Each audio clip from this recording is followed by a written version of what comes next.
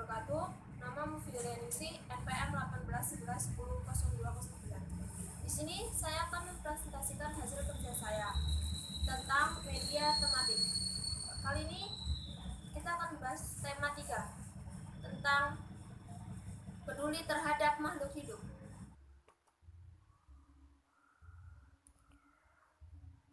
Yang pertama adalah bagian-bagian tumbuhan. Bagian tumbuhan terdiri dari akar, batang, daun, buah, dan bunga.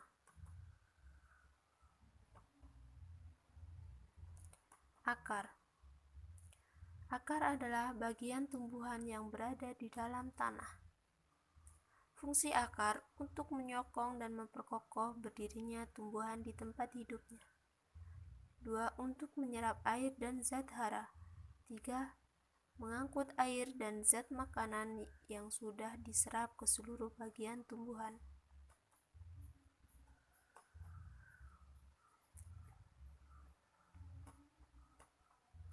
Kemudian batang. Batang adalah bagian tumbuhan yang berada di atas tanah. Batang ada yang bercabang dan ada yang tidak.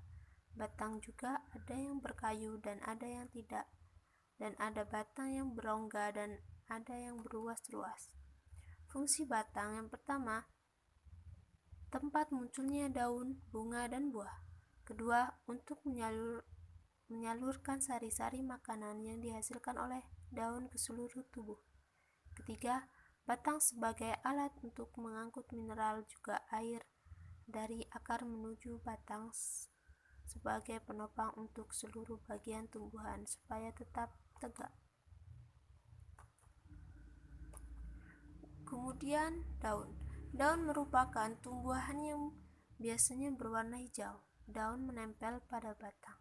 Fungsi daun yang utama pada setiap tumbuhan pada dasarnya sama, yaitu berfungsi sebagai tempat pengolahan makanan. Buah. Buah merupakan bagian dari tumbuhan yang melindungi biji. Buah terdiri atas daging dan biji. Biji yang berkeping satu disebut monokotil dan berkeping dua disebut dikotil.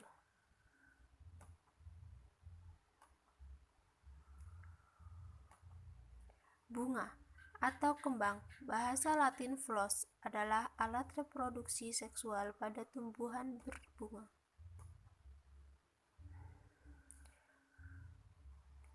Materi yang kedua, bahasa Indonesia tentang pelestarian tumbuhan. Sumber daya tumbuhan merupakan hal terpenting bagi manusia karena menghasilkan makanan. Makanan manusia berasal dari tumbuhan seperti padi, jagung, sagu, umbi-umbian, dan gandum.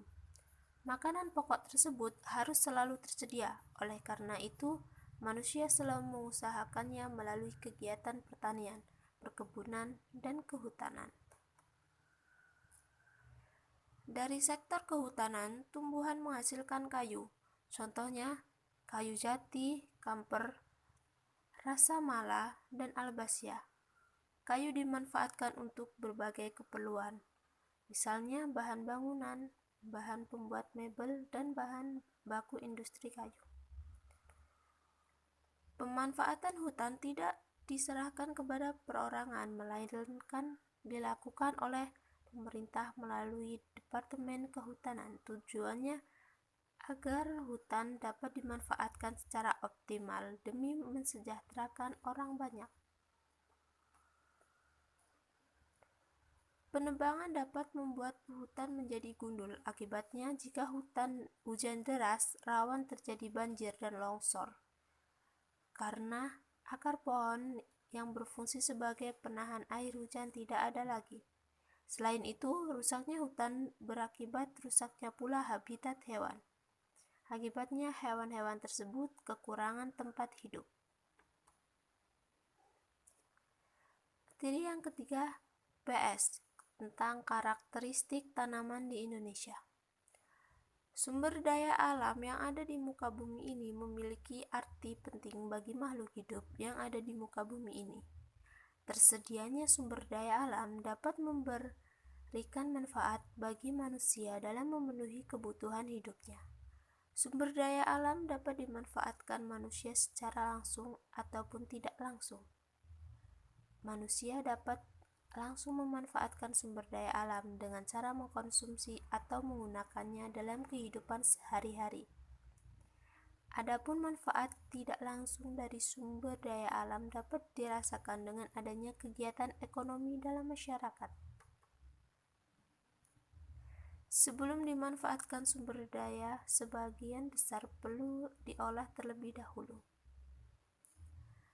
Sagu adalah tepung atau olahannya yang diperoleh dari pemrosesan teras batang rumbia atau pohon sagu. Tepung sagu memiliki karakteristik fisik yang mirip dengan tepung tapioka. Kopi. Di Indonesia dikenal memiliki beragam jenis kopi. Tanaman kopi adalah salah satu jenis tanaman yang dapat tumbuh di daerah dataran tinggi. Jenis tanaman kopi yang banyak ditanam oleh masyarakat adalah jenis Arabica dan Robusta. Kedua jenis kopi ini ditanam di Lampung. Kopi Arabica dan Robusta cocok ditanam pada lahan dengan ketinggian lebih dari 300 meter. Lokasi yang cocok untuk kopi Robusta dan Arabica adalah letaknya terisolir dari penanaman kopi Pariesta lain. Lahan bebas hama dan mudah pengawasannya.